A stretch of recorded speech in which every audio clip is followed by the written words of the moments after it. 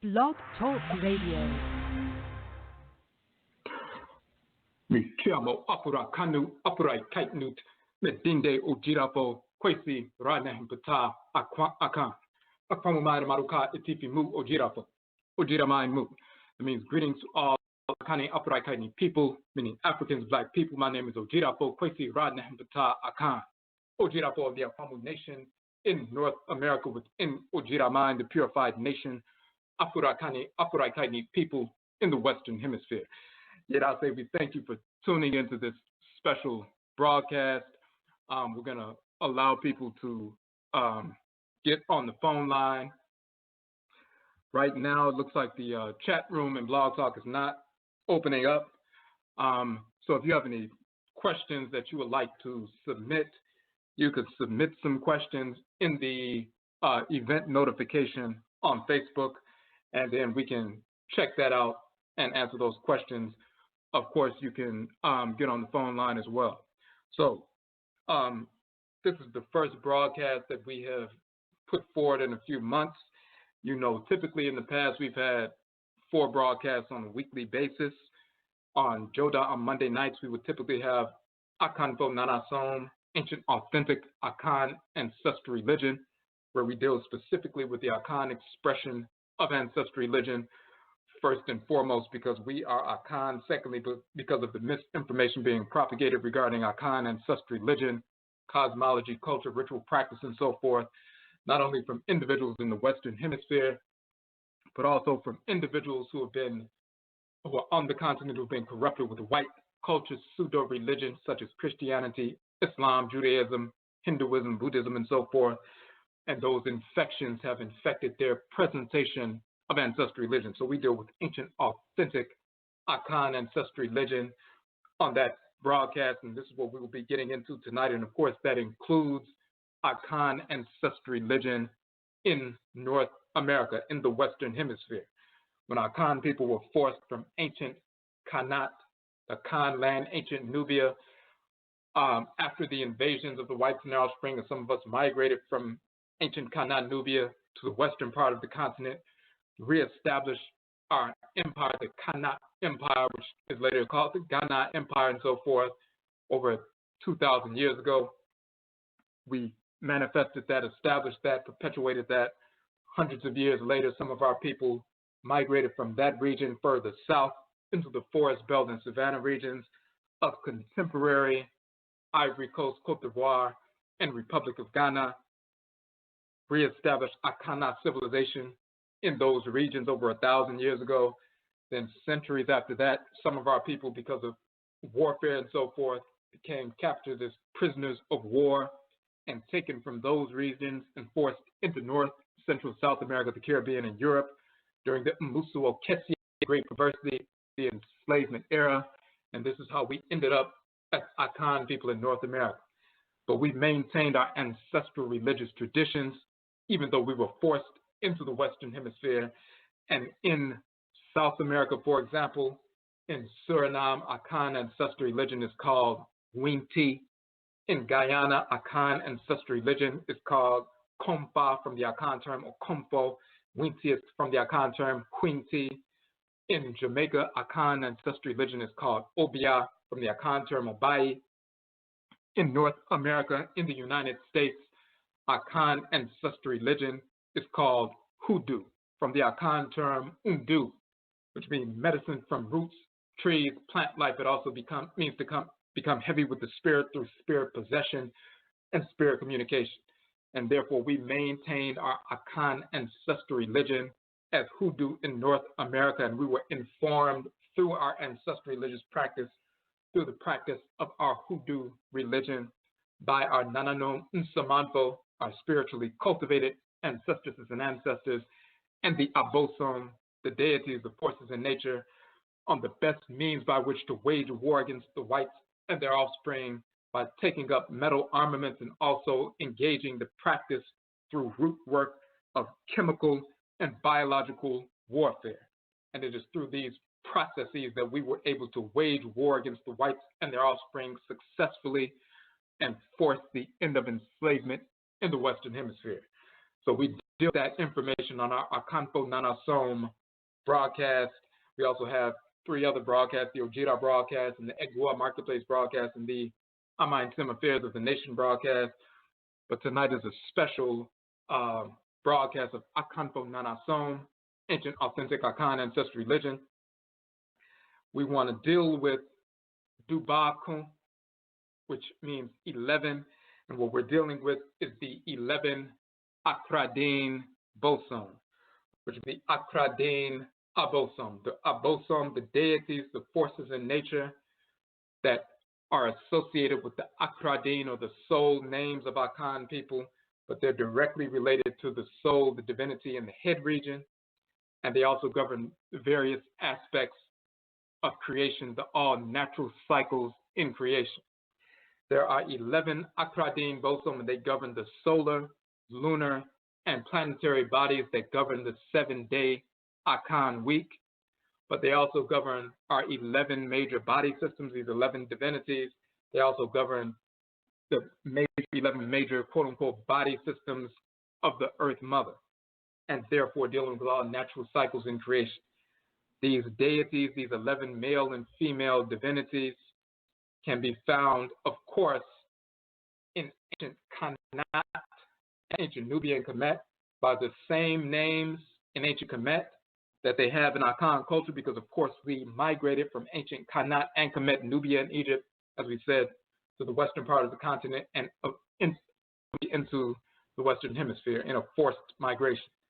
So we deal with the same deities, with the same names, the same functions in creation, in Akan tradition on the continent, as well as in the Hoodoo tradition in North America.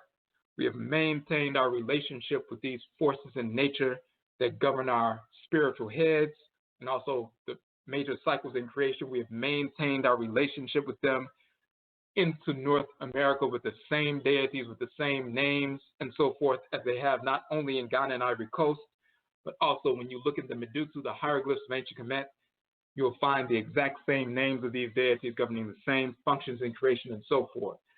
The fact that people in the United States forced into enslavement, still naming their children after these deities, still becoming possessed by these deities, still communicating with these divinities through spirit possession, spirit communication, divination, still naming our children after these divinities on the proper days associated with these divinities and so forth, even though we were quote unquote illiterate during enslavement and after enslavement and so forth. Our people were not reading hieroglyphic texts and matching up names so we could name our children. We were dealing directly with these deities. And when you look at the practices in the Hoodoo tradition and match them with the practices and the language of the Hoodoo tradition and compare them and match them with the language and divinities in the Medusa, the hieroglyphs of ancient Kemet, you will find exact matches. And of course, that's true when you look in the language of the Akan people and the ritual practices and so forth. Terms such as mojo, which comes from the Akan term moja, haint, as in a haint spirit, or haint blue, coming from the Akan term hinti, the term kanje or conjure, coming from the Akan term kanche, and various other terms and so forth in ritual practices. You will find all of them from the Hoodoo tradition, all Akan terms with the same meaning in Hoodoo as they have in the Akan language on the continent, but also you will find the exact same terms in the Medusa, in the hieroglyphs of ancient Kemet, with the same meaning and multi-tiered, multi-layered spiritual, cosmological concepts intact. So when we talk about the AKRADINBOSOM, we're talking about the divinities that govern the solar, lunar, and planetary bodies. Akan people maintain the 7-day week. We established the 7-day week tens of thousands of years ago as ancient Khanit people, or quote-unquote Khanit people, quote-unquote Nubian people. Those of our people who migrated up into not only North Africa, Northwest Africa, Northwest Africa, but also into the Near East, and continue to practice the same Ancestral Religion. We established and carried that 7-day week into ancient Kanana, later corrupted into Canaan, into ancient Sumer, later corrupted into the Akkadian Empire and the Babylonian Empire and so forth. This is why the 7-day week ended up in those regions. We carried that practice and that calendrical system from our ancestral homeland in Afuraka, some of our people migrating to the Near East and, of course, practicing the same religion. When you look in our AKRADINBOSOM book, volume 1, you will see that we show the deities of the 7 days of the week connecting to the solar, lunar, and planetary bodies.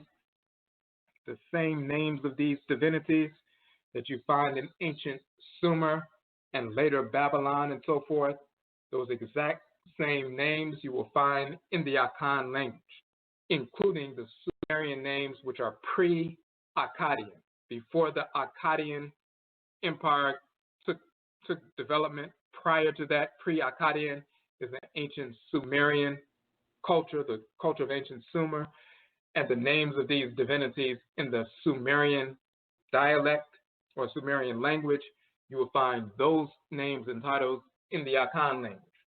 So, of course, this goes back over 6,000 years. So, of course, you'll see that the Akan people established that, and we go into detail about that in volume 1. So, while we're dealing with 11, what is unique about 11, Dubaako means 11 in the Akan language. What you will find is when people are studying these forces in nature that govern all natural cycles in creation, and people see that Akan people name our children after these divinities, and the day of the week that we are born on, we automatically have a Akradin or soul name associated with the divinity that animates the solar or lunar or planetary body that governs the day. That is an indication when you're born on that specific day that you were assigned to that deity pre-incarnation. If you were assigned to the divinity Awusi in the spirit realm before you incarnated, and your spirit was an ancestor or an ancestress, for example, in this case, an ancestor living in the ancestral realm in Asamando, the ancestral realm, the term ancestral realm in the Akan tradition. If you're a great ancestor living in Asamando and your great-great-great-great-great-great-granddaughter is growing up in America, she becomes a grown woman, she gets married, it's time for you to return to the world as a great ancestor to bring your ancestral wisdom and culture back into your community, in the community of your descendants, your clan. Before you are sent into the womb, you are drawn up to Inyamewa and Inyame, the great mother and great father, supreme being. They assign a deity to dwell with you in your head region, and that divinity, that force in nature, installs itself in the head region of your spirit body that becomes, quote unquote, your spirit's brain, and that divinity you communicate with. That divinity is assigned to a specific great deity, one of the 11 AKRADINBOSOM. If you are assigned to the divinity Awusi, who is called Awusir or Alsar in ancient Khmer, Awusi and Akan, if you're assigned to that divinity, then you will be born and incarnate on his specific day when you come into the world, even if the mother has complications and even if she has to have a C-section and so forth, that will that it is delivered naturally or even coming through a C-section on the day of the divinity that the person is assigned to. So when a person comes, male, for example, is born on Awusi Da or Akwesi Da, but also called Awusi Da, which is the day of Awusi, which is Sunday. When that child is born on Awusi Da, people know instantaneously that that child must have been assigned to the divinity Awusi pre-incarnation by the Supreme Being, and therefore comes into the world and born on that day. That's an indication. So the child immediately has a Akradin automatically, a soul name. Kwa, Asi, or Kwasi, or Kwesi means a servant of the divinity Asi or Awusi.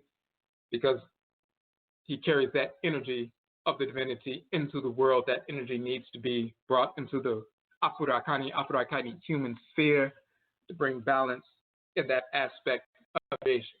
If someone was born on a Abenaa, which is a Tuesday, a female born on Abenaa, the Da or day of Abenaa, that means she was assigned to Nana Abenaa pre-incarnation. Abenaa is also called Sechima. That is the same divinity, Sechima, Sechimet, or Sekhmet in ancient Kemet. She's also called Bedat in ancient Kemet. She's called Abenaa in Akan, and also called Sechima in Akan.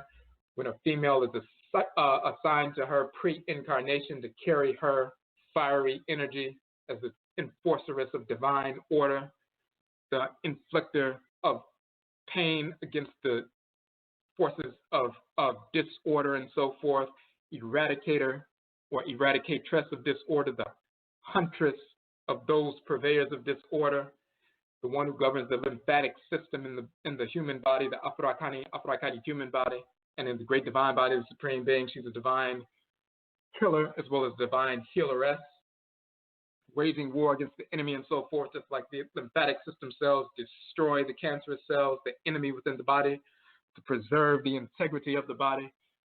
When a woman or a female is aligned with that force of nature pre-incarnation, Nana Abenaa, then she will be born on the day or the Da of Abenaa or Abenaa Da, which is Tuesday, and therefore she will be called Abenaa. She's a child of Nana Abenaa. She carries that fiery energy that restores and protects and defends divine order into the Afurakani, the African black human sphere, to make sure we have that aspect of energy within our population.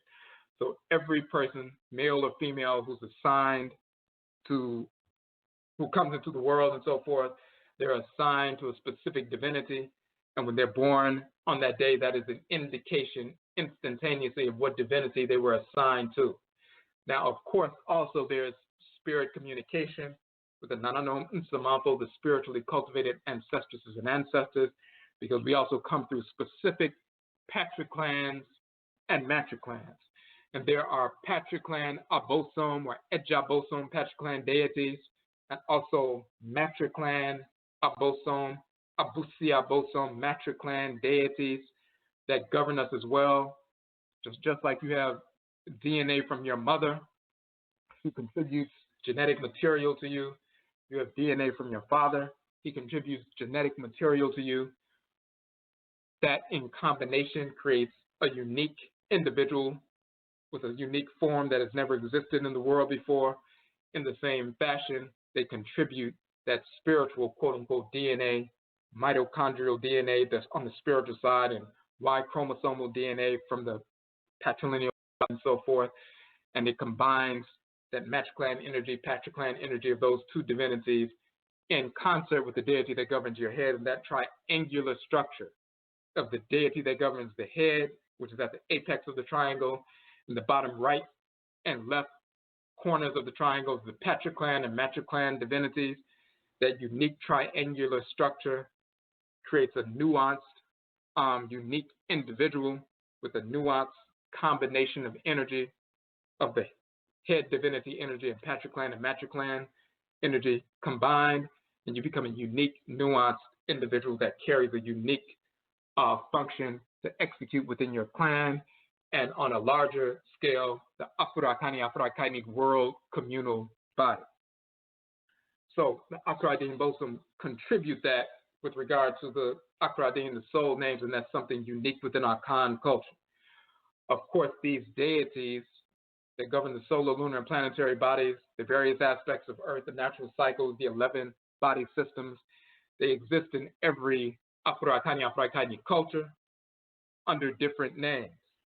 And different cultures, Yoruba, Igbo, Ebe, Fon, Basa, Fula, Fam, Ovambo, the various different groups have their own methods of aligning with these deities. They have their own names for these divinities in their language. They don't use a 7-day week, but they have other means by which they learn who's aligned with these divinities through different forms of divination and so forth, and they have their own approach. But Akan people have our own approach, which is forged by our relationship, specific, unique relationship with Nyamewa, Nyame, the Great Mother and Great Father, Supreme Being, with these divinities, how we have migrated to certain places, incorporated certain ritual practices based on our migrations and blending of ancestral blood circles in different regions of the Earth Mother, that unique experience and how we've handled that experience and incorporated the energy of the forces in nature into our clans based on unique specific rituals that we've passed down intergenerationally and transcarnationally. This is what defines us as Akan people, inclusive of our forced migration into the Western Hemisphere. So what's very critical with regard to Dubaakon, which means 11, is that you will find when you study Akan Ancestral Religion, very often, even those Akan people on the continent of Africa, because of the infection of Christianity, Islam, Judaism, Hinduism, Buddhism, white culture in general, especially over the past 100 plus years, because of that infection, our people have woven those infections into their lifestyle. Some have left ancestral religion alone to a large degree and only approach it when there's time, when there's a need for medicine or some form of crisis, and then they run to a diviner, run to a priest or priestess to get something done. But in their regular everyday life, they're worshiping fictional white Jesus or involved in pseudo religions such as Islam or Judaism, Hebrewism, even some with Hinduism, Buddhism, and some other nonsense, or even atheism, some other foolishness. So some of our people have left it to a large degree. And even those who still embrace certain aspects of the tradition, because of the infection, some of them don't even realize how deep the infection is because it's going back 3 or 4 or 5 or 6 generations when some of our people started incorporating the infection. So they don't know who these deities are.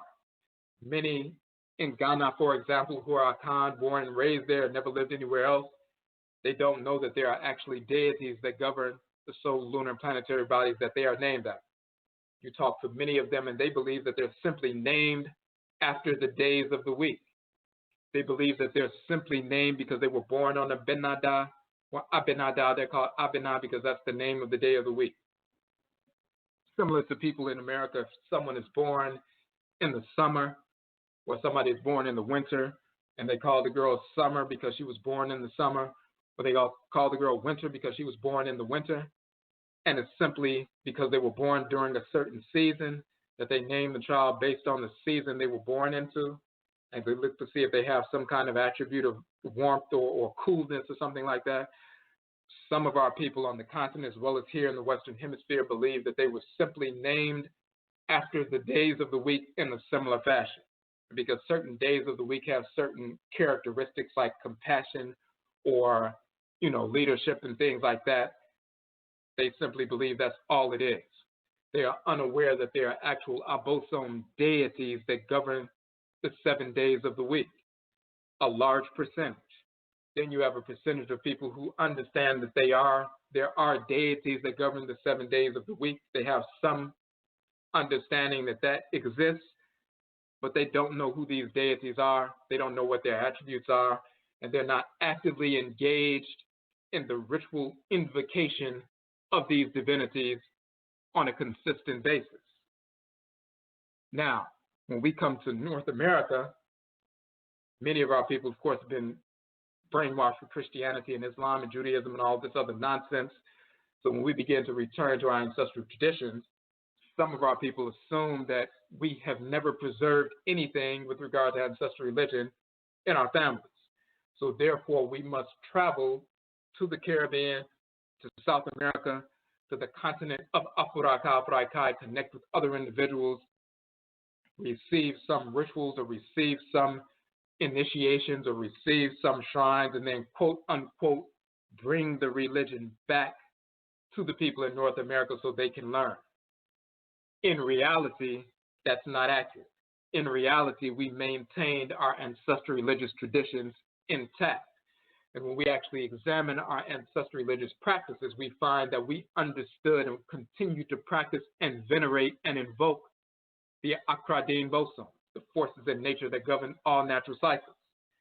When we have names like Kwesi and Kwadwo, Kwabena, Kweku, Yao, Kofi, Kwame, when you have Akosua and Esi and Adwoa and Abenaa and Akua or Akua and Ya and Aaba and Afua or Afia and Amma or Amewa or Emma and so forth, you'll find that these names found all over the southern United States, even going back to the so-called 1700s when people were taking names of the various lists of people who were enslaved, and they have these Akradin.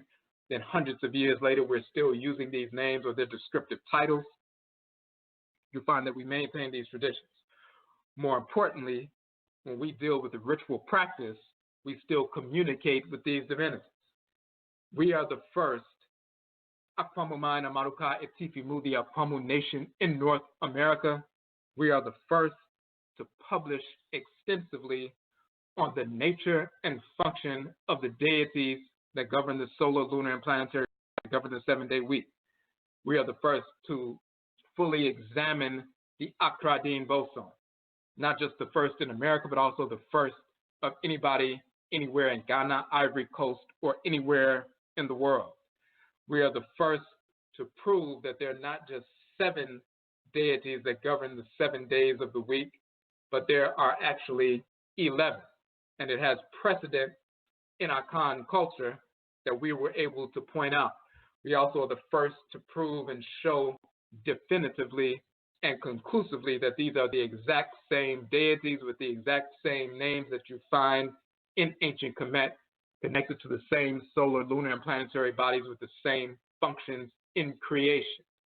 We're also the first to prove that the ancient Sumerian names pre-Akkadian Empire, the oldest Sumerian names and descriptive titles of these deities exist in the Akan language. We lay this out in volume 1 of the book. But to give an example, in ancient Sumer, they would talk about the Akkadian language being a so-called Semitic language, and then they would talk about the pre-Akkadian language going back in ancient Sumer, so-called Babylon, going back over 4,000 years ago, that it's not Semitic, it's not Indo-European, so it's a language isolate because it can be, classified as Semitic or Indo-European. What they don't want to say is if it's not Indo-European and if it's not Semitic, the only thing left in that region is African Black. But they don't want to say that the pre-Akkadian Empire is an ancient African Black Empire, because then they would be proving that the ancient Near East was populated by our people first, and we brought civilization there first. So all of that biblical and Quranic and Talmudic nonsense is nothing more than idiotic nonsense and fraud, which of course we have proven that none of the characters in the Bible ever existed of any race or of any form whatsoever, including the fictional cartoon character Jesus, Yeshua, Abraham, Isaac, Ishmael, Solomon, Sheba, Menelik, Muhammad, Buddha, Brahman, Yahweh, Allah. All of these fictional cartoon characters never existed of any form or of within any race whatsoever. They are all fraud. And we prove in our book, Kukutumtum, how they were manufactured by the whites and their offspring. So they don't want to admit that the ancient Sumerian pre-Akkadian population was our people, but they have to admit that. We're the first to prove that their pre-Sumerian language and the names of the deities of the 7 days of the week are included within the Akan tradition. So, for example, in Sumer, you have the divinity of the moon. The divinity of the moon is called, on Monday, it's called Nana, but the divinity of the moon is also called Sin or Swin. And when you get into the Akkadian period, the so-called Semitic or Akkadian period, the deity is beginning to be called primarily Sen, also pronounced and written Suen, S-U-E-N. So Suen. So originally the deity is called Nana, but also called Suen. When you look in the Akan language, and we quote from Akan authors and so forth, but you look in the Akan language, you look at the honorific title of the moon. When the new moon shows up, Akan people invoke that divinity. Whenever the new moon shows up, they invoke that divinity as Nana. But also, one of the titles of the moon is Sheng. And Sheng has to do with the shining, lustre, illuminate nature of the moon and the spirit force animating the moon that gives it that vibrant, vital energy. So the divinity is called Nana in Akan, but the divinity is also called Sheng. In ancient Sumer, the deity of the moon is called Nana, but it's also called Suen. The same two titles in the Akan language, same two titles for the same deity for the same celestial orb in ancient Sumer that goes back 6,000 years in that area. And of course, we also show in our books that the same titles for the moon you will find in ancient Kemet thousands of years ago.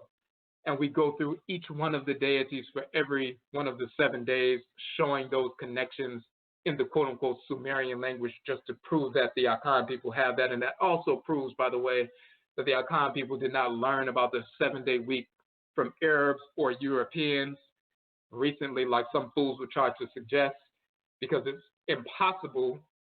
Arabs and Europeans don't have the ancient Sumerian names of the deities of the 7 days of the week. The Arabs have the recent corruptions. They don't have the ancient Sumerian names. They had no knowledge of that. People didn't begin to discover the ancient Sumerian names until Assyriologists in the late 1800s, early 1900s began to find texts and so forth, and began to reconstruct the language and reconstruct these names and so forth. Then they began to learn about these ancient names and titles. But prior to that, the Arabs were not walking around with ancient Sumerian names of these deities. So how did the Akan people have within their language and cosmological structure the exact names that you find in ancient Sumer as well as in the Medutu? So even when white Christian missionaries are in the Akan areas in the early 1800s, before the quote-unquote hieroglyphs were deciphered by the whites and their offspring, of course, we never lost the knowledge of what the hieroglyphs of the Medutu meant. Black people in ancient Nubia, Sudan, and so forth, and southern Kemet who still live there, they always knew how to read these glyphs. The knowledge was never lost. It was lost to the whites and their offspring, but it was never lost to our people. So they had to go to those people when the French were under Napoleon, and then other Europeans were beginning to move into Egypt, quote unquote, late 1700s, early 1800s, into the late 1800s, trying to figure out what these symbols meant. They went to the local people to ask them what these symbols meant. They learned that from the local people. They were also studying Coptic and so forth to help themselves out. And then they put forth this false notion that they discovered how to decipher the hieroglyphs, which is totally inaccurate.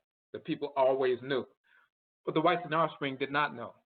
So when the white Christian missionaries in the early 1800s are sitting with Akan people compiling an Akan dictionary, they're reasoning for compiling an Akan dictionary with the people, asking them what their words meant and so forth, because they want to translate the Bible into the Twi Akan language so they can brainwash our people with the Bible. So they needed an English Twi dictionary and so forth. But when they're sitting down in the early 1800s, getting all these thousands of words from Akan people, we're giving these terms and telling them what they mean and the names of deities and what names of these divinities mean. This is before Europeans had, quote unquote, learned the decipherment of the hieroglyphs. So when they're sitting with our people in, quote unquote, 1830, learning of names of deities and what these deities how they operate in creation and so forth, before hieroglyphs have been deciphered, all these definitions are documented. So decades later, when hieroglyphs are deciphered and so forth, decades later when Assyriologists are studying ancient Assyria and Babylon and Sumer and so forth, and they're putting out these documents, then when you compare what they put forward to what Akan people were teaching Europeans who were sitting there compiling these dictionaries orally, it matches up. The Akan oral tradition matches up with what they found in ancient Sumer, what they found in ancient Kemet and so forth. Again, that's just proof. So, but we're the first in our Kwame and Amma move, the first not only in this hemisphere but also on the continent to fully examine the nature of these deities. We're the first to show that they are 11, not just 7. To show what their functions in creation are, show who they are in ancient Kemet, and also show who they are in the Yoruba tradition and the Eve tradition, in various traditions and so forth. So, also the 7 major body systems and how we can prove that and so forth. So, is it incumbent upon us to put this information forward? There are 11 AKRADINBOSOM. This year is unique because this is the 11th year since we first began to publish AKRADINBOSOM. Even using the terminology AKRADINBOSOM, we're the first to utilize that terminology and bring it back to the fore. You weren't finding anybody dealing with the AKRADINBOSOM before us. First and foremost, it's not based upon scholarship. The scholarship is simply corroboration. The knowledge of the divinities is based on the reality that we carry these deities in our blood circles, intergenerationally and transcarnationally. We have been invoking these Abosom in our blood circles in North America since we arrived in North America. When our Akan people were forced here and got off the ships and so forth, the manner in which we were practicing Akan Ancestral Religion in the so-called 1700s, the 12,700s, the so-called 1700s, the manner in which we were practicing Akan Ancestral Religion at that moment was pristine. It was not corrupted. We brought that tradition. It was fossilized in our bones and blood, and we passed that tradition down intergenerationally and transcarnationally in North America, century after century, generation after generation. We have been gone, many of us, from the continent for over 300 years. Whatever has taken place since the so-called 1700s on the continent, since we left, we had nothing to do with that. We were already here in the Western Hemisphere and passing down that pristine Akan tradition here. What happened to our people on the continent since we left, after the wars, after the Europeans come and began to colonize and so forth, late 1800s, early 1900s, forcing Christianity on the people and corruptions beginning to develop, we were already gone when that began to develop. We were already gone when they began to try to force monotheism on the Akan tradition and make the different deities like Nyankumpon and Odumakoma and Obuade and Tredriampong and Tete Kwaframua and so forth, trying to make these simply names of the great god Nyame, and in reality they're not just names, they are actually different deities that are subordinate to Nyame, the great father, as well as Nyamewa, the great mother. So when the whites and offspring began to try to force monotheism on the Akan tradition, as well as many other corruptions, we were already gone before that happened. When they were trying to force patriarchy, getting rid of the female divinities and only focusing on a male, we were already gone when that happened. When we arrived here, we understood who Nyame, the great father, is, Nyamewa, the great mother, and they work together as a unit, as a supreme being. We know who the Abosom are. We know who the Nanano Nsama for the spiritually cultivated ancestresses and ancestors are, and we continue with that process.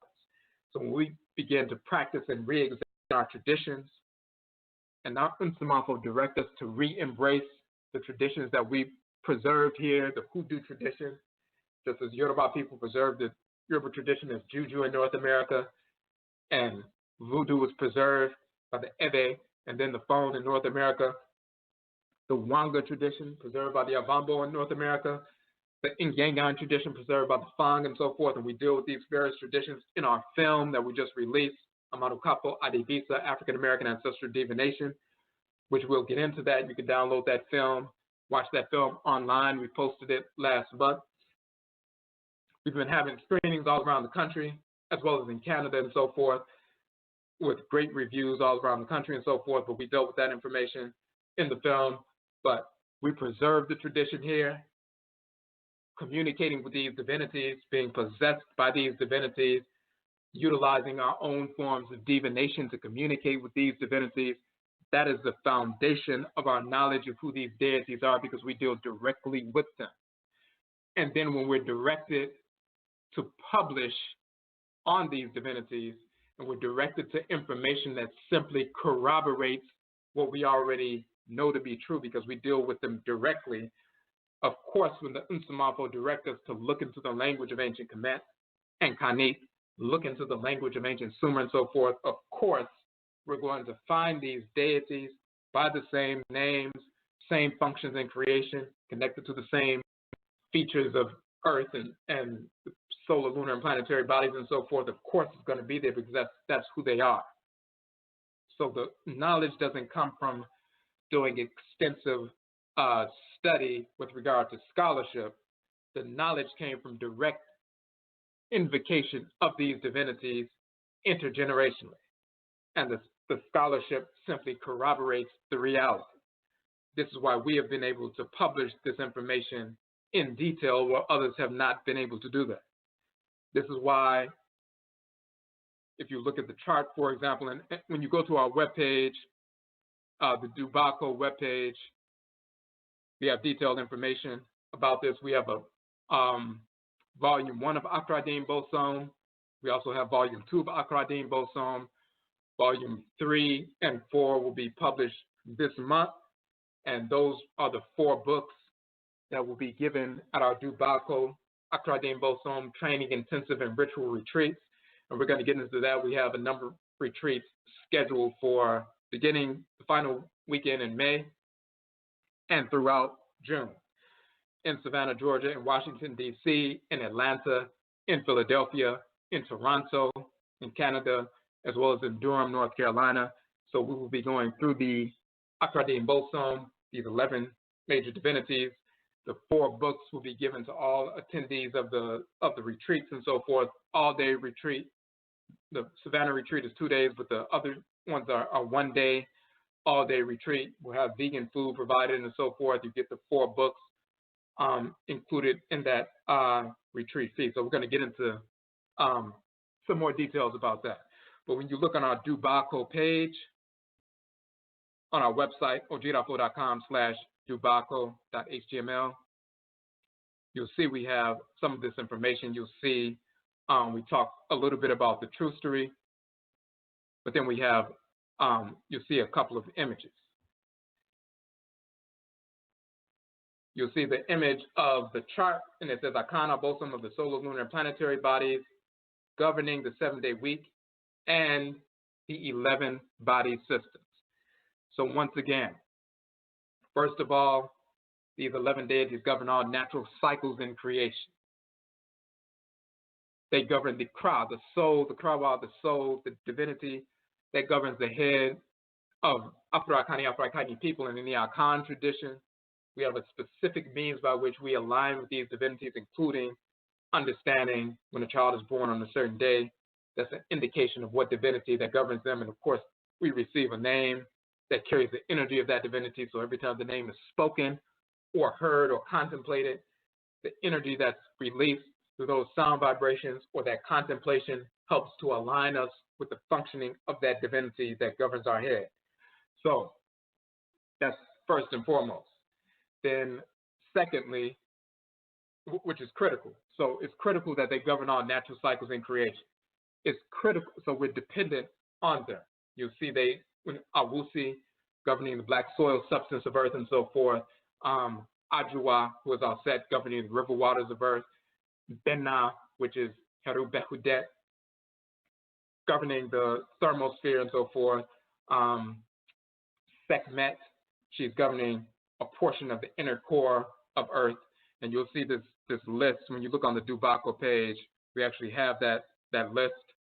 When you look at Awuku, who is Set, Kweku Anansi, governing the red Earth, Akua, who is Nebuchadnezzar in ancient Kemet, governing the rainwaters of Earth, Yao, which is Heru, governing the thunder and lightning, as well as a portion of the core of Earth, Ya, which is the same as Wachet, governing the winds of Earth and so forth. You have Nekabet, governing the magnetosphere. She's called Aaba and Akan. You have Afi, governing the stratosphere of Earth. That's Heru in ancient Kemet. You have Amen Men, or the divinity Men, governing the polar axis of Earth. He's called Men, as well as Amen Men or Minu Amen in ancient Kemet and so forth, and Khanit. So the different aspects of the Earth, the body of Earth, those different aspects, we're dependent on these forces in nature that govern the black Earth, river waters, thermosphere, which is the ionosphere, the Earth inner core, the red Earth, rain waters, thunder and lightning, winds and magnetosphere, stratosphere, and the polar axis. We can't function in creation without living in harmony with these different aspects of Earth and the natural cycles that they govern. They also govern, as we said, our Kra, our soul. One of those divinities governs the Kra, the soul of every Akan man and woman, male and female. And that includes Akan people in North America who practice the Hoodoo tradition. Then we look at these same 11 divinities as they govern the 11 major body systems. Awusi governing the endocrine system. Of course, the endocrine system is secreting hormones, which are chemical directives. They give chemical directives that regulate the functions of other glands and so forth. You're totally dependent on the endocrine system. Adwoa, who is our Set, governing the reproductive system, inclusive of the womb and the birth canal and so forth. Abenaa, governing the immune system. Your body is totally dependent on the immune system functioning. It doesn't matter if you have a number of other systems. If your immune system is not functioning, then everything else falls apart. Abenaa, governing the lymphatic system, which works in harmony. Abenaa and Benaa, Sekhmet and Heru Behudet, they work in harmony with one another, the expansive and contractive poles. That's the immune system and lymphatic system. You have Awuku, who governs which is Set, Kweku Anansi, who governs the nervous system. You have Akua, who governs, which is Nebuchadnezzar, who governs the renal system, which is the kidneys and the ureter and the bladder and so forth, establishing mineral balance in the body as well as fluid balance in the body. Of course, on Earth, where she's dealing with the rainwaters of Earth, she's regulating through rainwaters the fluid balance of the body, the Earth body, as well as the mineral balance and so forth. Spiritually, she's regulating your emotional balance, just like your kidneys receive and they try to balance out the water, balance out the mineral life and so forth. You're receiving projections from entities external to you, whether it's individuals, plant life, animal life, mineral life, ancestresses and ancestors, deities, as well as other individuals that you're not related to, people you come in contact with. You're constantly receiving projections, thought projections, energetic projections. You receive those just like when you're out in nature, and if it's cold outside, you receive that projection. And you have to learn how to harmonize with that or repel what you need to repel and accept what you need to accept. If it's hot outside, you're confronted with that projection of energy. You receive it, process what you need, you repel what you need to repel.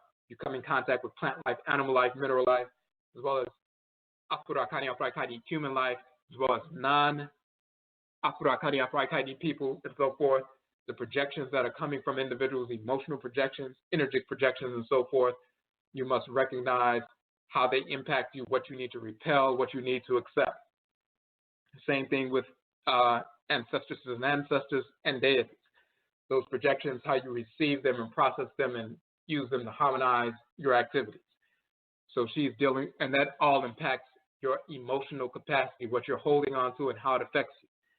And you have those, just like you have the kidneys, they're like the clouds in the sky that get full of water, and then they drop the water and so forth. You have those spiritual organs within you that can receive and process and regulate fluid balance, spiritually, mineral balance, spiritually, energy balance, spiritually, and so forth. We're dependent on that. Not only the system or the kidney system, physically we're dependent on that. She governs that, but spiritually as well. Wuku, Kweku, and Nancy governing the nervous system. The endocrine system sends chemical messages through hormonal secretion to the various, organs and so forth and systems in the body. The nervous system sends electric signals, which is a message to the various organs and systems and cells within the body so they can operate and bring that electrical energy to the different parts of the body and so forth. It's a communicative system. We're totally dependent upon that. Kweku Anansi, the great spider, weaves a web of energy or tumi that permeates all of creation. And we have a place on that web so we can communicate with plant life, animal life, mineral life, energetically, as well as Afurakani, human life, and also recognizing the cancerous entities within the world so we can repel them as well. We're totally dependent on that, the nervous system physically, as well as the nervous system within the body. Give me 1 second. Hold on 1 second.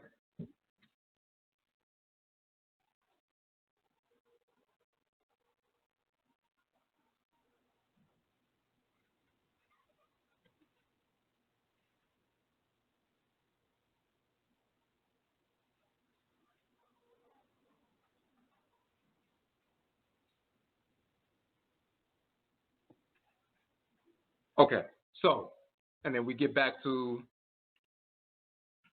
Yao, who is Heru. Yao in our Akan tradition, Yao is also a title of a Heru in ancient Kemet. So that same title exists in both languages, of course, governing the cardiovascular system, which of course we're totally dependent upon that. The same thing of the cardiovascular system within the earth mother as well as in the great divine body of the supreme being. You have Ya, which is Wachet, governing the digestive system. You have Aaba, which is Nekabet, governing the respiratory system.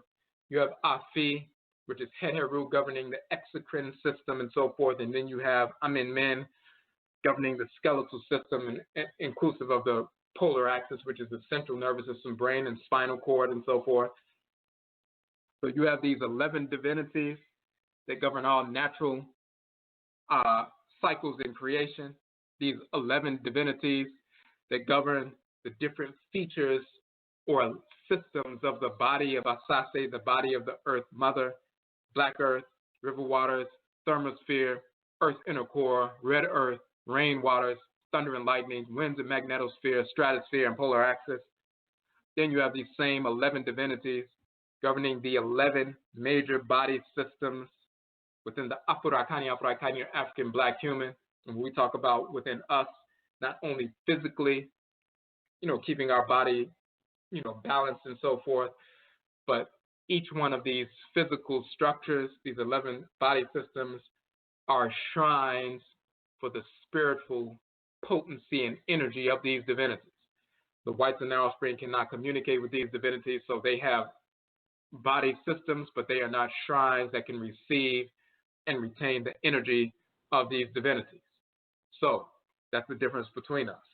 So the endocrine system, physical and spiritual, the reproductive system, physical and spiritual, the immune system, physical and spiritual, the lymphatic system, physical and spiritual, the renal system, nervous system, cardiovascular system, digestive system, respiratory system, exocrine system, skeletal system. These 11 major systems, physical and spiritual, are governed by these 11 divinities, and we're dependent on these 11 divinities physically, but their energetic projections, we're dependent on them as well. And of course, the solar, lunar, and planetary bodies that are governed by these divinities, of course, the sun with Awusi and the moon with Adwoa, and Benaa and Abenaa governing the planet Benaa and Abenaa, which is so-called Mars, Awuku and Akua governing the so-called planet Mercury, which is called Aku and Akua and Akan, Yao, Ya, and Aaba governing so-called Jupiter, which is called Yao, also called Ya, in the feminine aspect and so forth. Ya and Aaba, those two gas giants, which are Uranus and Neptune, governed by Ya, and Aaba, which is Nekabet, or Wachet and Nekabet. And then Afi, governing the planet Afi, which is misnomer Venus. Amenmen, or Amini, governing the planet Amenmen, which is misnomer Saturn, and so forth. So the solar, lunar, and planetary bodies that affect us through their orbits and so forth, and the electromagnetic energy is being projected by them as they move around the Aten, the sun.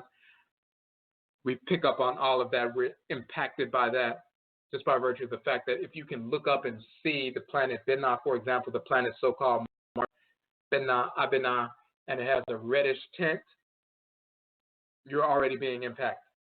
The fact that you can see that projection of reddish energy and it impacts you to the point that you don't see it as a different color, but you see it as red, that means the energy has reached across space, touched your physical being, and impacted you in a way that you had to respond. That's just on a physical level.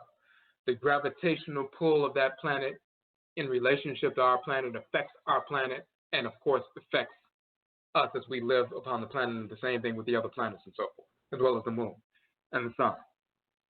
One of the other distinguishing characteristics with regard to this chart, we are the first to show that, of course, Yao governs the planet Yao, which the white and offspring call Yao Pater, or Pater Yao, or Father Yao, and Yao Pater became Jupiter and Jupiter and so forth, but we call that planet, of course, the planet Yao. But Ya and Aaba, Wachet and Nekabet, but the female divinities Ya and Aaba, they are connected on the female aspect of the planet Yao, but then their own planetary homes are Uranus and Neptune. And we've been able to prove that linguistically, but also cosmologically. That's information, once again, people on the continent do not have, that we put forward, and we're able to prove that not only linguistically, but cosmologically, and of course, through ritual practice. We have established, in the positive sense, the cult of the Akradin Abosom in the Western Hemisphere over the past decade in detail through ritual invocation. People establishing shrines, Akradin Abosom Nkomre, shrines to the Akradin Abosom, invoking them on a regular basis, especially on their day of the week and so forth, ritually cleansing their head to deal with their Okra, the Okrawa, the soul, the divine consciousness, the divinity in the head region, which is linked to that Akradin Abosom, that divinity that governs their head and so forth. People have been dealing with these divinities on a regular basis for over a decade intensely, and we've developed that body of knowledge of who these divinities are and how they function, how they interact with one another, how they interface with one another, with us, with plant life, animal life, mineral life, and so forth, and we can speak directly to that. And then when we compare that with how other people in different traditions, like the Yoruba tradition, Ewe tradition, Igbo tradition, and so forth, deal with these same forces in nature, of course it is comparable. It matches up because they're dealing with the same forces in creation. And then when we look at the experiences that we have with these divinities and what their attributes are and how they function and what kind of animal totems they send to us and so forth, and then we look in texts of ancient Khmer, we find the exact same association. So we have a direct experiential knowledge of who these deities are, also inclusive of through the process of divination. And that includes Ya and Aaba, and proving that their planetary homes are Ya and Aaba, or Uranus and Neptune. We've proven that conclusively in our work. And we're the first to publish that. People are learning about these divinities in detail from us. That includes people in the Western Hemisphere as well as people on the continent. We've even seen where people on the continent who are psychologists and other professors and so forth, you look through, you Google Akradin Abosom, you find they're quoting our work or citing our work in their journals, whether it's journals of psychology or other journals dealing with anthropology and cultural anthropology and different things. Whether they reached out to us first or not, they're still citing the work and putting it in their journals because they know that if they want detailed information about the deities of the 7-day week, all of the other information that's been put forward over the past 100+ years regarding these divinities simply would at most list the 7 days of the week, the names of 7 deities that are connected to the 7 days of the week, a few little emotional attributes like compassion or strength or bravery and so forth, and that's it. But they don't know who these deities are. They don't know how they function. They don't know their familial relationships with one another, like who's married to who and so forth, how they function. When Asar, Set, and Heru give birth to Heru and so forth, or Awusi, Adwoa, and Yao, they don't know those relationships because they haven't been dealing with them. So if they want accurate information about who these deities are, they have to come to the work that we have put forward. And this is all born of the Hoodoo tradition, the Akan tradition in North America, the Hoodoo tradition. So we put this information out. This is the 11th year, and the term Dubaako means 11 in Akan. So therefore, the Nsamanfo wanted us to establish on this 11th year and beginning on quote-unquote Memorial Day weekend. And Memorial Day weekend, actually the Memorial Day was established by Apurakani people who are honoring their ancestresses and ancestors who died in the war, in the Civil War. For us, when we joined the Civil War, first we forced the Civil War to come into being because we were constantly, incessantly waging war against the whites and their offspring, inclusive of the great Gullah Wars against the United States. The United States Army was fighting against the Gullah, which they misnomer the Seminoles and so forth, the Seminole Wars, but the Gullah Wars, because of that major conflict that forced the Civil War to come into being. And that includes other armed resistance movements where we were killing white plantation owners and so forth and freeing our people from enslavement and establishing independent nations in the swamps, forests, and other areas outside of the plantations. So that Civil War was forced to come into being because of our work militarily. And then some of our people joined that Civil War effort simply so we could get artillery and kill as many crackers as possible. It didn't matter what side we were on. Some were on the side of the North, some were on the side of the South. But when they got artillery, their primary and focus was to massacre as many white individuals that they could, whether they were on their own side or not. People who were in that process, we were the reason why enslavement was forced to end in the Western Hemisphere, specifically in North America, and our people established a day of memorial for our ancestresses and ancestors. It was called Decoration Day at some point. Then the whites and their offspring jumped on that, and then they kind of took it over and started calling it Memorial Day. First it was Decoration Day, and then Memorial Day, talking about the decoration of graves and so forth. It was an ancestral, African ancestral ritual and so forth. Then they started calling it Memorial Day, and they turned it into something else. But this is something that our people established. So this quote-unquote Memorial Day weekend is the first Dubaako, Akradin Abosom training intensive and ritual retreat, which will be in Savannah, Georgia. That's a 2-day retreat. And then on June 2nd, the following week, we will have the same retreat in Washington, D.C. It's just 1 day. And then every retreat after that is 1 day, an all-day retreat, about 6 to 7 hours, where we will distribute the 4 volumes, 1, 2, 3, and 4 of Akradin Abosom of our books. We'll be going through the nature of these divinities intensively. We'll also have vegan food available and so forth. June 2nd, Washington, D.C., June 9th, Atlanta, Georgia, June 15th, Philadelphia, June 16th, Toronto, June 29th is Durham, North Carolina. The 1 week that we are missing in June is June 22nd, and that's because June 22nd is our 4th annual Ojiraman Afashe, which is our Purified Nation of Apurakani people in the Western Hemisphere Conference, where we deal with Amaniye, nationism, the purification of nationalism. It is our nation-building conference. This is the 4th annual. We deal with, once again, some people deal with nationalism. We establish nationism. It is an approach to nation-building rooted in our ancestral religious values. Therefore, it is a holistic approach to nation-building and restoration.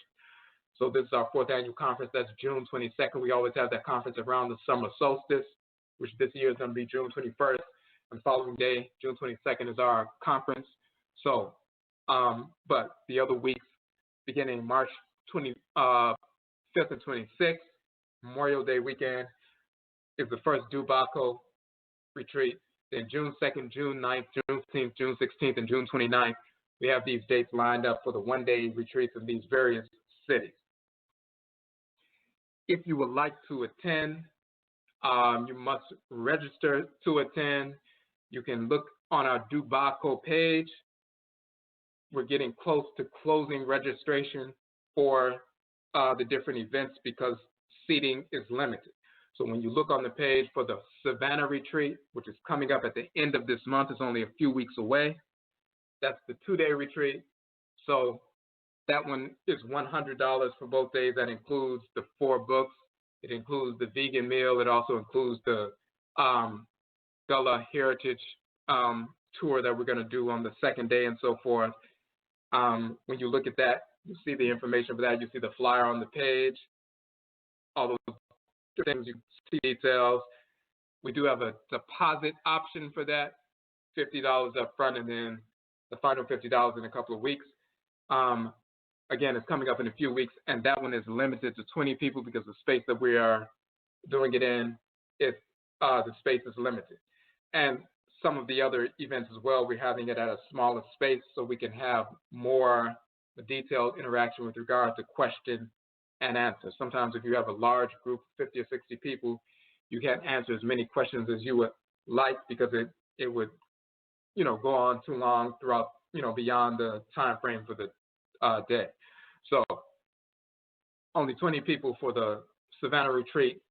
Most of those spaces are full. If you would like to come to the Savannah Retreat, you must, sign up ASAP, but the same thing with the other retreats. The following retreat in Washington, D.C., June 2nd, as well as Atlanta, June 9th.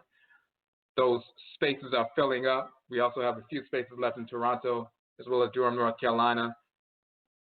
The one-day retreats, which all of the other ones are one-day retreats, you still get the 4 books, vegan food is provided, and so forth.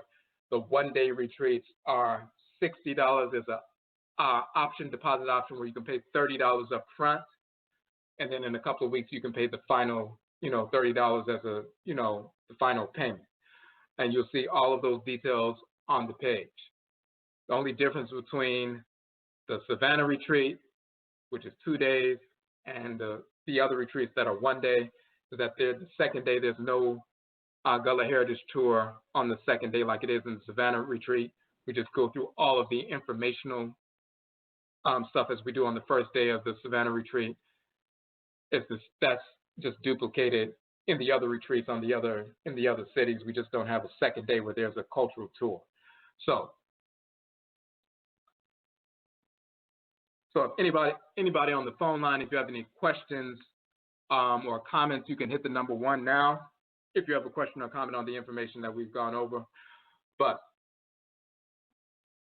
we just wanted to bring people into an awareness of why we established this particular retreat. And the retreat on Memorial Day, that is going to be an annual retreat, but we're starting this year because this is the 11th year since we first began to publish extensively on the Akradin Abosom. It's the 11th year dealing with the 11 Akradin Abosom, and this is something that's been established within the blood circles of Akan people in the Hoodoo tradition here in North America. That's impacting other Akan people, not only in the continent of Africa, but also in the Caribbean and South America where the Akan populations are, but also other groups.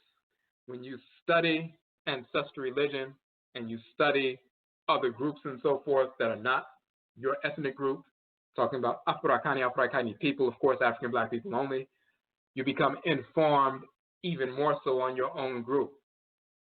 when a Yoruba person who deals with the Orisha is involved in the Orisha tradition, when they study what we have to say about the Akan tradition and about the Abosom and the nuanced explanations we give about these deities, they're learning about those same deities. They're learning about the Orisha. When you look at Awusi in Akan, that is Obatala in the Yoruba tradition. When we look at Adwoa, who governs Monday, Joda, that is Odua in the Yoruba tradition. Bena in the Akan tradition is Ogun in the Yoruba tradition. Abenaa in the Akan tradition is Iyami Abeni, also called Idan and Ajibola in the Yoruba tradition. Akua is called Agberu in the Yoruba tradition. Akua and Akan. Awuku or Kweku Anansi is called Eshu or Legba in the Yoruba tradition. Yao is called Shango. Ya in the Akan tradition is called Oya in Yoruba. Aaba in the Akan tradition is called Oba in the Yoruba tradition.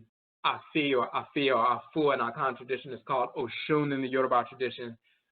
Men or Amen Men is called Orisha Oko in the Yoruba tradition. So when we talk about these divinities and their functions in creation, how they operate in the different parts of the body they govern and so forth, any Yoruba person studying that gets even more detailed information on their own tradition and have a fuller understanding about the tradition they practice. What we have to say about Kweku Anansi, for example, it just gives further nuance to what their understanding of Eshu or Legba is. In the Yoruba tradition, Eshu is the trickster. He is also the divine messenger or communicator of the Supreme Being. So he goes back and forth from Orun to Aye, from heaven to earth, and so forth, carrying these messages, and from those messages from Aye to Orun, from us to the Egun, from us to the Orisha, from us to the ancestresses and ancestors, and to the deities. He's the communicator. He's the messenger, going back and forth from the physical realm to the spirit realm, carrying our messages, our prayers, and so forth, back and forth. Then when we talk about Kweku Anansi, the great messenger, he's also the trickster. He's also the messenger. When we look at the iconography of Kweku Anansi or Awuku Anansi and Akan as the great spider, Anansi means spider. When you see a spider at a windowsill, and then you come back days later and the spider has woven a web that fills up the entire empty space of the window, then the spider is the only entity that can move to any point or coordinate in that empty space because he has woven a web in that empty space. Now he can navigate every aspect of that empty space. Even a fly or a flying insect, they can fly in those areas, but they can't sit and maintain themselves in one space. A spider can move to the middle of the window, the open space, but because the web is there, he can sit right in the middle of that empty space and sit for hours. Because he's woven an intricate web that permeates that space, he's the owner of all the roads of that web. And anything that comes into that space that's captured on that web, he regulates that. So when we look at Anansi or Awuku Anansi, the great divine spider, who's the messenger, he weaves a web of Tumi or divine power that permeates the black substance of space. And all the planets, suns, moons, stars have a place on that divine web of Tumi. And we have a place on that web, plant life, animal life, mineral life, and African black human life only. We have a portion of that web that goes into our spiritual head, goes directly to the Supreme Being. We have a place on the web, but then the cross, aspects of the web connect us to plant life, animal life, mineral life, the sun, moon, stars, everything naturally occurring in creation.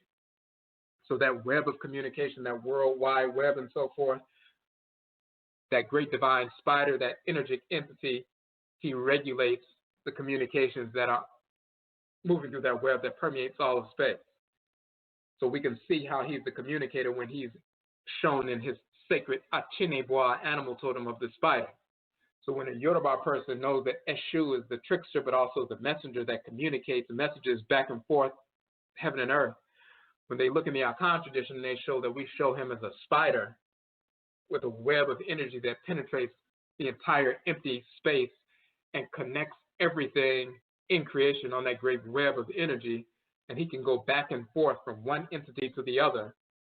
They can have a different, nuanced understanding of Eshu, who is Kweku, going back and forth, the owner of all the roads, as he's called in Yoruba tradition.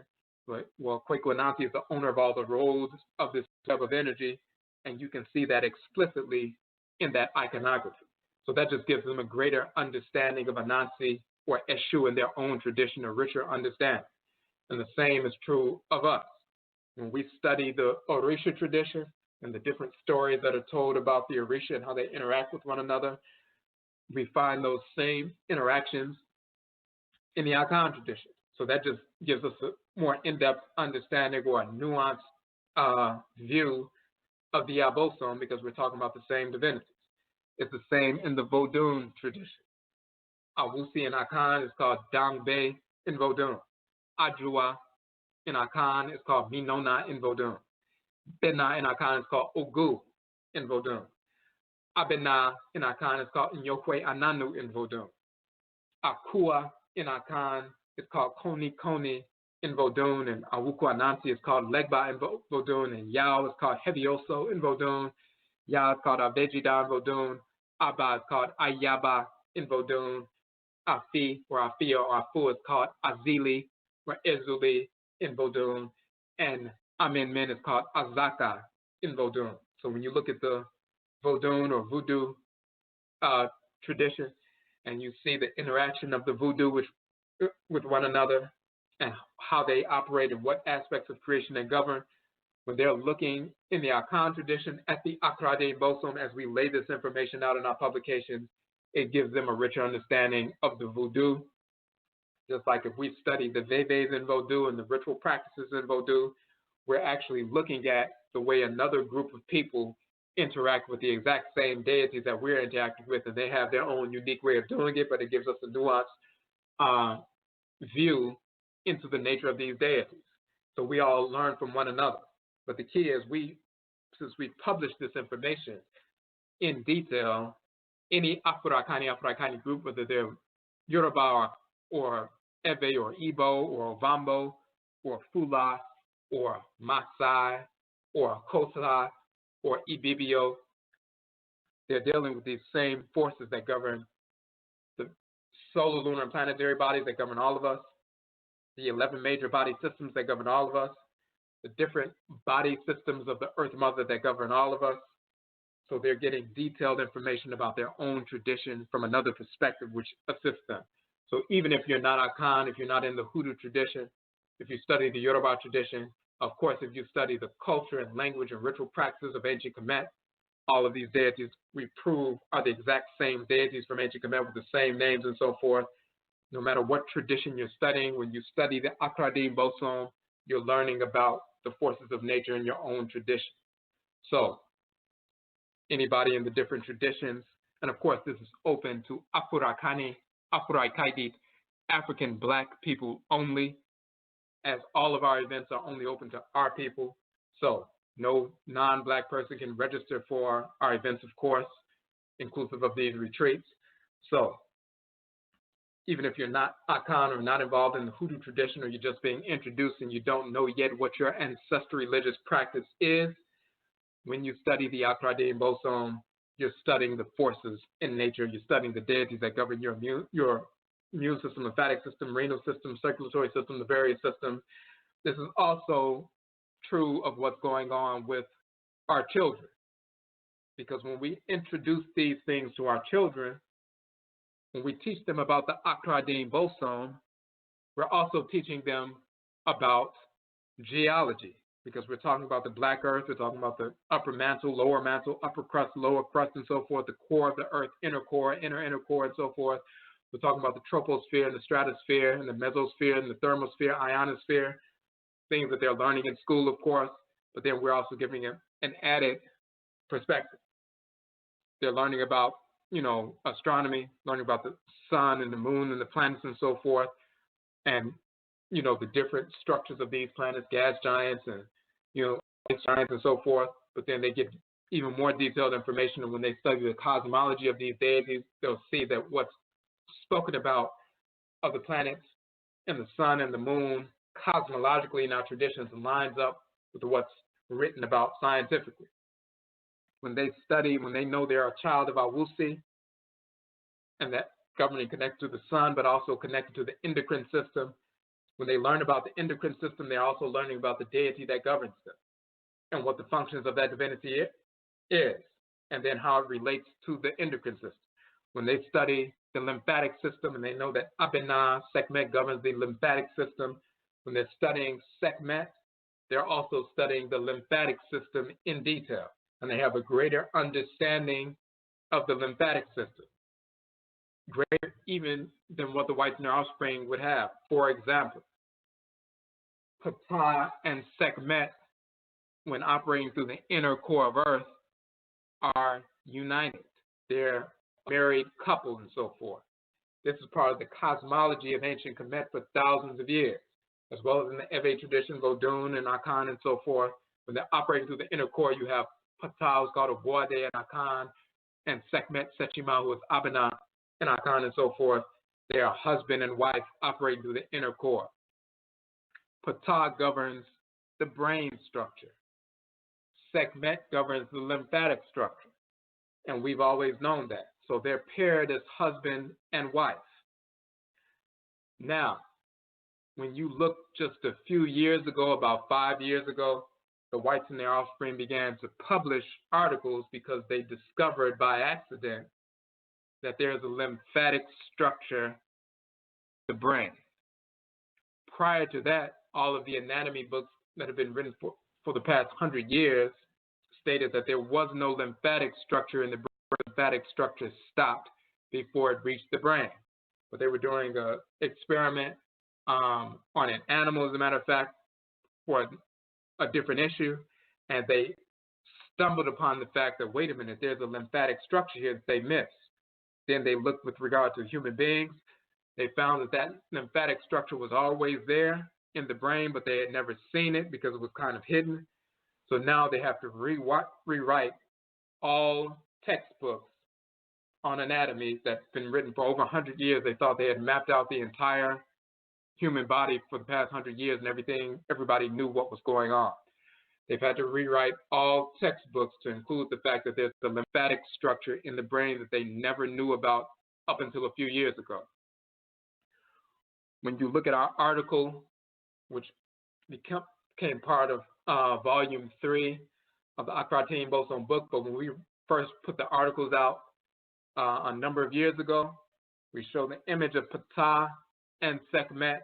We talk about Ptah governing the brain, Sekhmet governing the lymphatic structure, and they are husband and wife. Of course, as husband and wife, the brain and lymphatic structure are combined. They're united. They work together. We've always known there was a lymphatic structure in the brain, or Sekhmet is married to Ptah. That's part of our cosmology. That's common knowledge. We assume that they knew that. Then they come out just 5 years ago realizing that there's a lymphatic structure in the brain. Our cosmology knew that all along. So when our children, and we put this information forward to our children, so when they're studying these different 11 body systems and the deities associated with these 11 body systems and the relationship of these divinities, when you see the marriage of these divinities or the sibling relationship with these divinities, and then you look at the systems of the body and see how they work together, you'll see there's a symbiotic relationship. You see that it's laid out. So we show our children, for example, when you see in the cosmology of ancient Kemet, as well as in Akan culture and so forth, in Yoruba and Vodun and everything, that the Ptah and Sekhmet are husband and wife. We've proven that they always understood there was a lymphatic structure in the brain, and the whites and offspring didn't know that. And we can show them that our article was published before they made this discovery. Our children then realize, and we've done this, of course, with our children, they realize that our people have knowledge that the whites and offspring do not have. And of course, the whites and offspring learned about anatomy and so forth from our people anyway. When we show that we were practicing medicine and it's carved in stone in ancient Kemet, when the whites and offspring had no knowledge of that, we show that to our children. So when they're studying science, when they're studying math, when they're studying botany, when they're studying astronomy, when they're studying in any field of endeavor, we show that our people established that. So this is within our blood circle. This is part of our inheritance. When someone is interested in studying, medicine and so forth, and they're a child of Akua, Nebuchadnezzar, and naturally inclined towards healing, or they're someone who's interested in the agricultural sciences, and they're a child of Amen, men, and so forth, and he's dealing with fertility and the fertility of the land and so forth. Every divinity carries a specific energy complex, and it's related to a specific occupation that's associated with that energy complex, a specific body of scientific knowledge and so forth. Our people, through our ancestral religion, understand the world. They understand internally their physical body and the different systems of their body. They understand their natural inclination towards certain fields of endeavor, scientific, social, political, no matter what it is. Our culture encompasses everything. And they see that and they can respect that because they understand the whites and offspring are only grasping at straws when it comes to the full body of knowledge that's represented by our culture. All these different things are contained within our work. So this is information that's, of course, sacred to Akan people who practice the Hoodoo tradition, Akan people outside of the Hoodoo tradition, but then Afro-Akani people, period, wherever we exist in the world. We can all be enriched by this information. So, okay, there's a call on the phone line. And if you need to get on the phone line, hit the number 1. Okay, be careful on the phone line, number 0230. You had a question or a comment?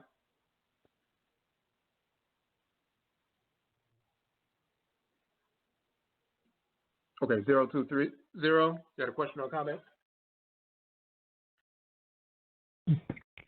Hello. Okay, say it again. Hello. Yes, can you hear me? Yeah, can you hear me? Yeah, I can hear you now. Yeah, I have a question. In order to practice our Akan religion fully, how many different shrines do we need to have in our home? Okay, so that's a good question. So, and for people who are unaware, when sometimes people use the term shrine, sometimes people use the term altar, and those things are used interchangeably. So, starting off, whether it's the Akan tradition, which includes the Hoodoo tradition in North America, or any tradition, Akan or Yoruba, which is Juju in North America, or Vodun, which is Voodoo in North America, and so forth, whatever tradition it is, starting off with a shrine for your spiritually cultivated ancestresses and ancestors. That's the central institution of learning within ancestral religion in general, because it is through your ancestresses and ancestors that you receive the energy from your matriclan and patriclan, not only the ancestresses and ancestors and the genetic material from them, but the deities who govern them. They're the ones who live this culture. They carried the culture. We're talking about the spiritually cultivated ones within your family.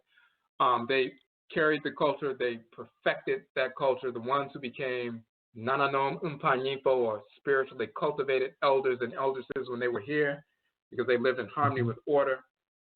They learned how to operate in the world within the context of that specific clan affiliation.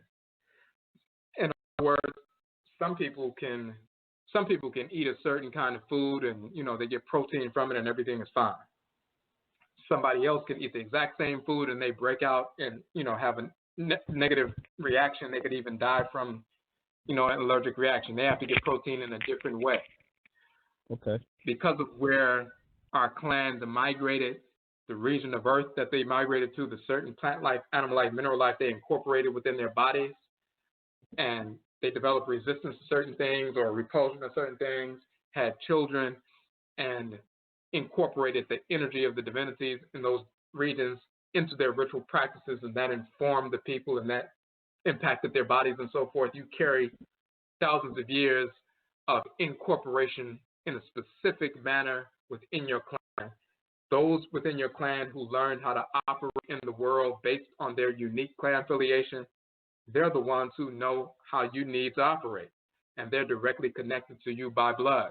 They know how to wield the energy of the deities through your clan structure, whereas some other people, they're from a different clan structure, and they have to wield that same energy from the same forces in nature differently.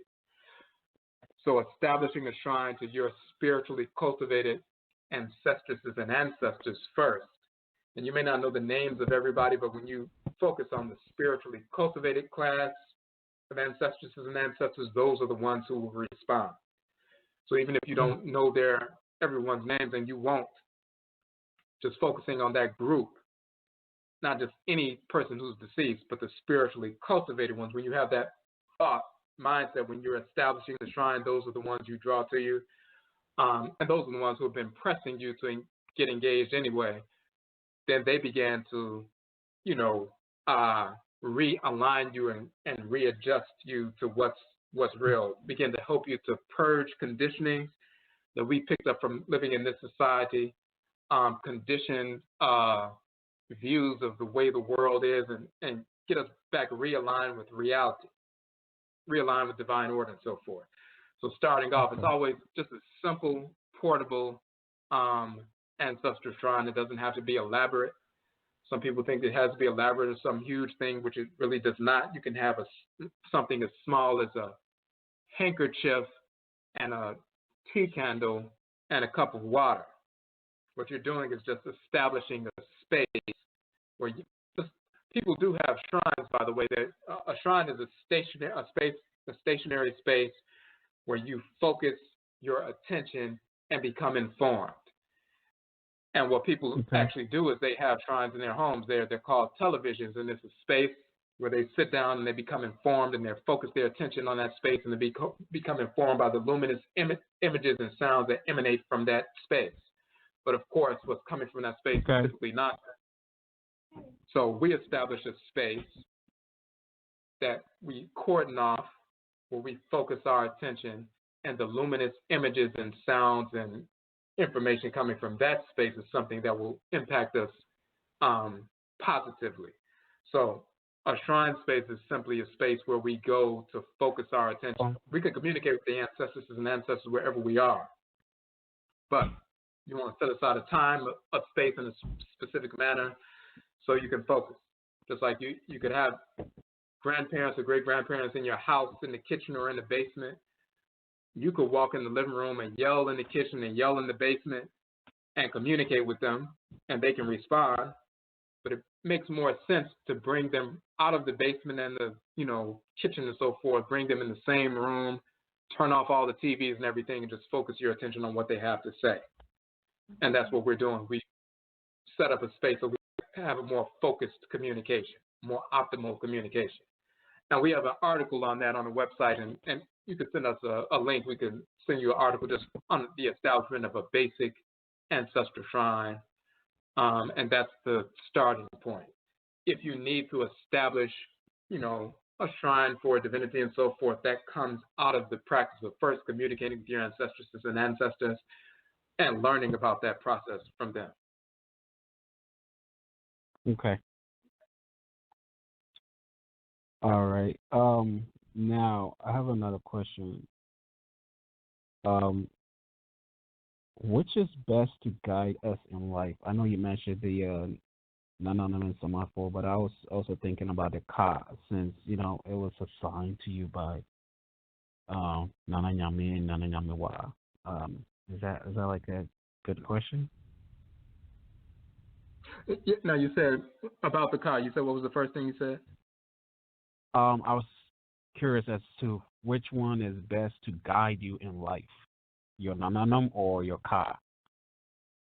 Okay, so the Ka, and the Ka is the term in ancient Kemet for the soul on the male the masculine term. Kayat is the feminine term for the same divinity. In Akan, it's the Kra, and Krawa for females, and also Kra. So that's the deity. For people who don't know, that's the deity that dwells in the head region. Just like you have a physical body, and then you have a smaller body in your physical body in the head region, which is the brain, that regulates all the functions of the physical body properly. You have a spirit body, which Akan people call Sun Sun. It's called Sahu in ancient Kemet. And that's the spirit body, that spirit that leaves the physical body when somebody transitions. The body is buried, but you're still a spirit. You're a Sun Sun, you're a spirit. But within your spirit body, there's a spiritual force in the head region, a luminous force in the head region, which is the spirit's brain, which is the Ka at the soul, the Okraa. And that is a deity, a male divinity if you're male, a female divinity if you're female, that's assigned to you, that the Supreme Being directs. Nyame, the great mother, great father, Aminet, Naman directs to dwell with you throughout the course of your life.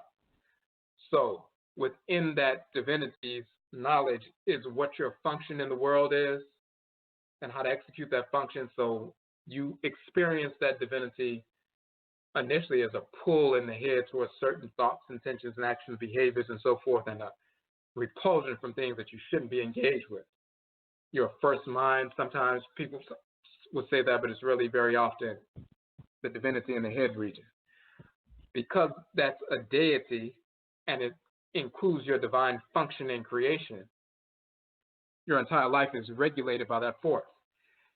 If you're not receptive enough to understand or hear what that force is, directing you to do, the role of the Nanano Nsamanfo, the spiritually cultivated ancestresses and ancestors, is to show you and guide you on what your Akra is trying to tell you to do.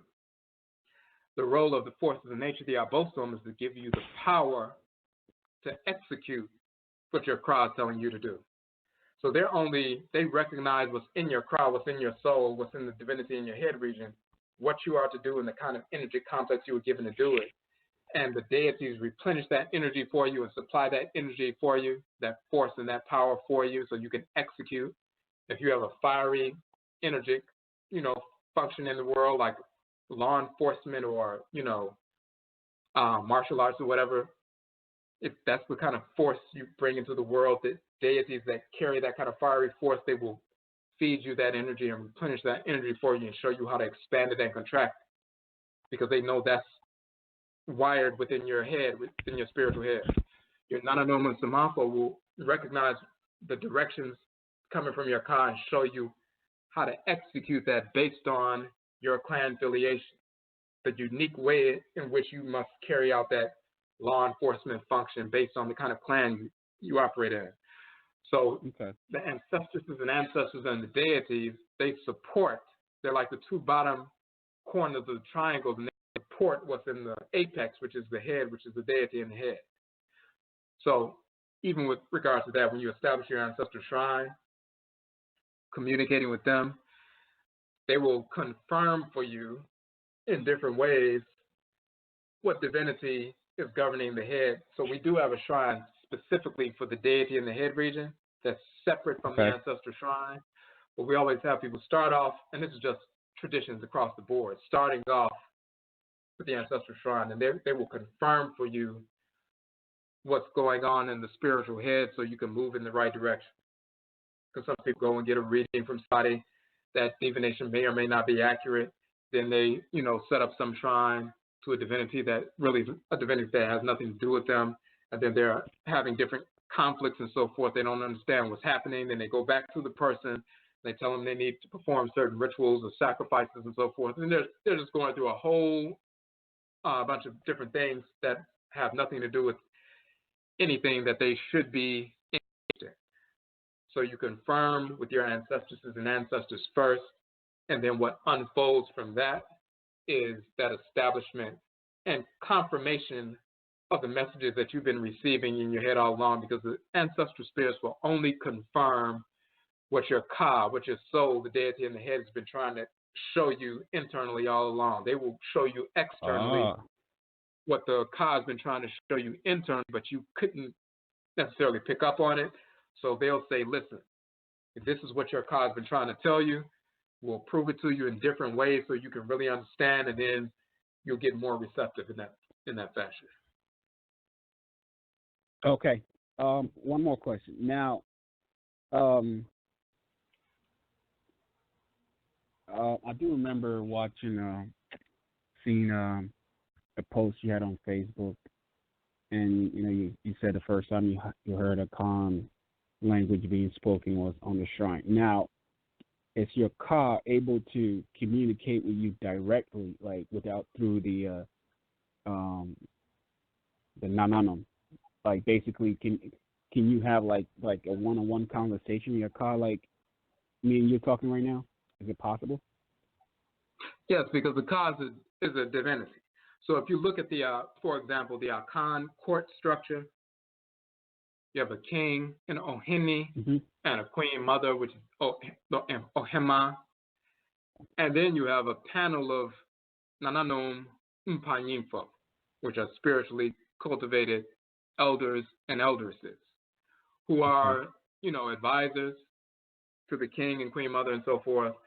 And they can also form, depending on where you are, a portion of the law-giving body or so-called legislature, so to a certain extent, the marashefo, or the lawgiver, so to speak. So if you look at that structure, the king and the queen mother are like the right and left hemisphere of the brain, but that's like the ka, the soul, the deity in the head region. And then the elders and eldresses are like the ancestresses and ancestors. So you can communicate with the king or the queen mother. You can communicate with them, and they can give their declarations about how the nation needs to function. And the elders and eldresses who are on their panel of advisors, they take that into advisement, and then they show the people, listen, this is what the king and queen mother had to say. And based on our different plans, this is how we need to put this into practice. So if we need to build a certain kind of thing, a certain kind of, educational institution, this is what the king and queen mother want. They want an educational institution for engineering to be built, because it's going to impact the whole community. Then the elders and eldresses say, hey, this is what the king and queen mother wants. This is the direction the nation is going. This is what we need to do. Now, based on the different clans that we come from, this clan is going to contribute this clan is going to contribute that, this other clan is going to contribute this, so we can get this directive carried out.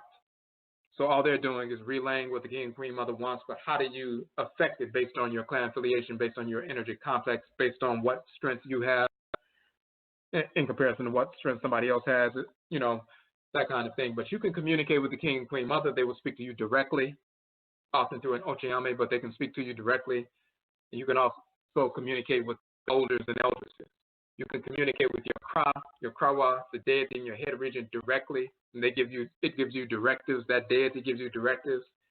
A male divinity if you're male, a female divinity if you're female. Sometimes you experience it as a pull, but sometimes they will show themselves as a divinity. You can also communicate with the ancestresses and ancestors, and they will simply confirm what your Akra has always been trying to tell you. Just like if you go to an elder or elders now and you're trying to figure out, some people trying to figure out if they should marry this person or if they should take this particular job. And they'll say, well, how do you feel about it? What are you apprehensive about? What's your spirit been telling you? And then you relay, well, my spirit's been telling me this, but then I had an apprehension about this because I wasn't sure. And you come up with all these other different things. The first thing they push you back towards is what's coming out of your spiritual head. They're trying to remind you, well, your Akra told you this. Now, why are you not following that? And then you come up with all the different reasons why you're not following it, and they'll help you work through those different reasons. But they're trying to push you back to what your Akra was saying, and they're confirming what your Akra was saying. And the Nsamafo do the same thing. And also, by the way, this is one of the reasons why in ancient Kemet, when you see the divinity Kunwemu, the flat-horn ram divinity fashioning the body of the person and the soul of the person on the potter's wheel, because he's fashioning the body of the child that's going to come into the world and so forth, and he also fashions the soul of the child. The soul of the child and the body of the child are identical twins. And it's shown the soul, the Ka, is shown anthropomorphically. So that divinity is a divinity. It will show itself where you can see him. If it's a female, she would show herself so you can see her. But sometimes they manifest, as through their animal totem. Sometimes they manifest in a form that you can see them. Anthropomorphic forms, sometimes they manifest as that energy pull or push in a certain direction. Wow. All right. That's it. Okay. Yeah, I'll say that. We appreciate the call.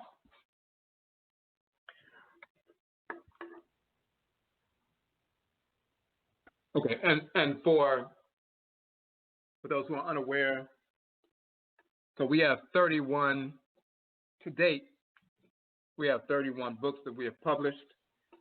One of the books is called the Okra Complex, the Soul of Akan Abosom, and it deals with the nature of the Okra, the soul, which is also called the Ori Inu in the Yoruba tradition, the inner Ori, the inner head. It's called the Se Lido in the Vodun tradition.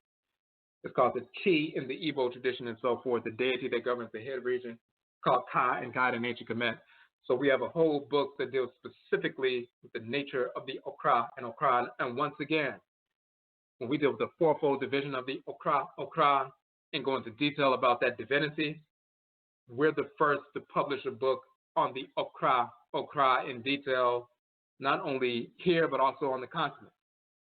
So no one on the continent in Ghana, Ivory Coast, has ever published a book that details the nature of the Okra, and we go into great detail to show the relationship of the Okra to the Nkrabia, the divine function, and so forth, and properly defining the Nkrabia, which are the male and female aspects of the divine function that you're given to execute in the world, the She and the Shebia, that energetic force that you're given connected to your patriclan and matriclan divinities to execute your function in the world. That fourfold division of that Okra complex, we're the first to properly define these terms. You'll find that many Ghanaians, Akan people on the continent, and other people who have done research about this tradition, they'll say that the Okra is the spark of life given by Inyame. The Kra is not the spark of life. The life force energy is one thing. The Okra is soul, and it's a deity, and there's a complex. Many of them talk about the Nkrabia and Shebia. Some of them think the Nkrabia and Shebia is the same thing or just different aspects of the same thing, which it is not. They don't know the relationship between the Nkra and Nkrabia, which is the male and female aspects of the divine function, and the She and the Shebia, the male and female aspects of that divine force of compulsion, impulsion, that gives you the capacity to execute that Nkra and Nkrabia. We're the first to properly define that, and we show these same terms with the same meanings cosmologically in ancient Kemet, also connected to the same deities of the same names. To further corroborate their relationships in Akan, they have the exact same names and relationships in ancient Kemet. So we show that in the book. So we have that book, and then we also have the AKRADINBOSOM book series that goes into detail about the nature of the Okra, incarnation, reincarnation, what our relationship to the Kra, the Sum, the soul, and the spirit is, and so forth. All 31 of our books are free ebook downloads, and we also sell the softcover versions of our books that range between $8 and $11. We will have 2 more books coming out this month, which will put the number to 33 books, and that's volume 3 and 4 of the AKRADINBOSOM series. So it's getting late now. We're going to end this broadcast right now, but if you would like to attend one of our retreats, we have a limited space. So if you would like to reserve your space, the spaces that are left, we have Savannah, Georgia, which is Memorial Day weekend. It's a 2-day event. But Washington, D.C. is June 2nd, 1-day event. Atlanta, Georgia, June 9th, 1-day event. June 15th is Philadelphia. June 16th is Toronto. June 29th is Durham, North Carolina. All of those events are one-day events. It's the Dubaako, AKRADIN Abosom Training Intensive and Ritual Retreat. And we deal with all these, everything we're talking about tonight that we summarized. Tonight was a summary, but we go into detail in the 4 books in detail. And then we also have the final aspect of the training is establishing a shrine for the Akradin Abosom, for the divinity that governs the head. We go into detail about that in the retreat. Once again, you get the 4 books plus the vegan food and so forth as part of the fee. For the one-day retreats for Washington, D.C., Philadelphia, Atlanta, Toronto, Durham, North Carolina, the entire fee is $60, but you can do a $30 deposit now, and then a few weeks later you can pay the balance and so forth. Only the Savannah Retreat is the $100 retreat. It's 2 days and includes the tour. You can do $50 now, and in a couple of weeks do the other $50. But in order to reserve your space, you must at least make the 50% deposit. You can do that right on the Dubaako page. Hit us up on Facebook if you need the link. And once again, Yedase, we thank you for tuning into the broadcast. And also, we released our documentary film, Amarokafo Adibisa, African American Ancestral Divination. It has been viewed in 13 different countries, including the United States so far. We went to a number of different cities around the country to screen it over the past few months. And then March, the middle of March, we put the online version. You can download the online version and watch it online. You can rent it online as well as purchase the online version.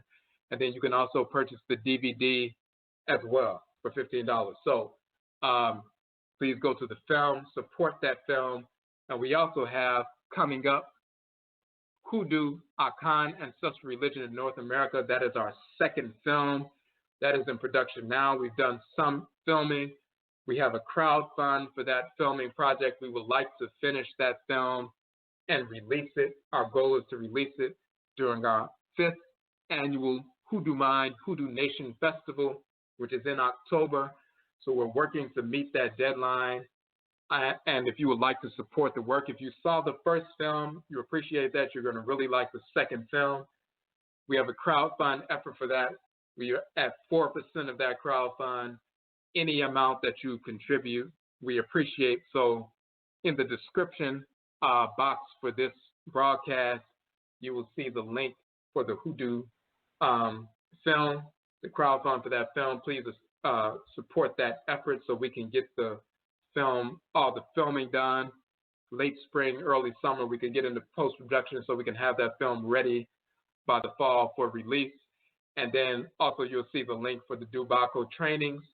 Sign up today. We have limited space in a few of the trainings. We're almost full. So sign up now so you can reserve your space. The deposit, the 50% deposit will reserve your space. So again, Yedase, we thank you for tuning into this broadcast. And Yevesha Bio, we will meet again. That's up.